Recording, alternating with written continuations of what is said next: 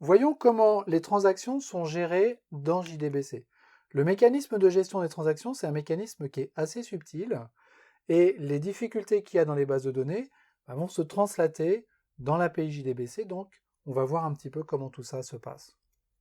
On va supposer qu'on a deux transactions, T1 et T2, et qui sont menées à bien par deux utilisateurs, un utilisateur user1 et un utilisateur user2. Et puis on va supposer que T1 commence ici, et puis va faire des insertions, insert, insert, insert, et puis au bout d'un certain temps, on va faire un commit de ces insertions. Donc si le commit est un succès, les trois insertions vont avoir lieu. Si le commit est un échec, aucune des insertions n'a lieu. Ça, c'est la notion d'atomicité de la transaction.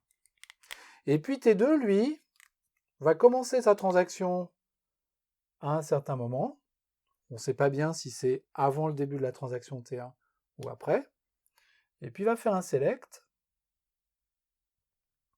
Et il va faire un select en fait sur la même table que la table dans laquelle T1 est en train d'insérer des données. Et puis sa transaction va s'arrêter également par un commit après un certain temps. Et là, dans l'exemple dans lequel on se trouve, le commit a lieu avant le commit de T1. Donc T2 est commité avant T1. On parle de niveau d'isolation des transactions à la fois en base de données et dans JDBC. Le premier niveau d'isolation, c'est le niveau none. Là, ça veut dire qu'il n'y a aucune isolation. En fait, là, dans ce cas-là, les transactions ne sont pas gérées. Donc ce qu'on va dire, c'est qu'ici, on n'a pas de transaction. En principe, un serveur de base de données, il est capable de gérer les transactions. On a un deuxième niveau qui s'appelle read uncommitted. Read uncommitted, qu'est-ce que ça veut dire? Ça veut dire qu'on a des transactions, mais que le select de T2 va retourner les données insérées par T1 au fur et à mesure que T1 les insère. C'est-à-dire qu'en fait, les insertions de T1 sont vues dans la transaction de T2.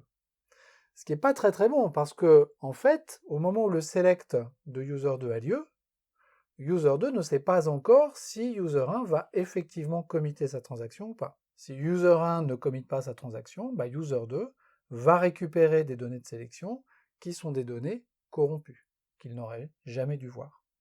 Ça, ce niveau-là, dans lequel user2 voit les insertions de user1, c'est ce qu'on appelle le niveau read uncommitted. Et dans ce niveau read uncommitted, on va dire que ce qu'on appelle les dirty reads sont possibles. Il se peut que je lise des données qui sont dites des données dirty et qui n'auraient pas dû être lues parce que je ne suis pas certain de savoir si ces données vont au final être effectivement committées ou non.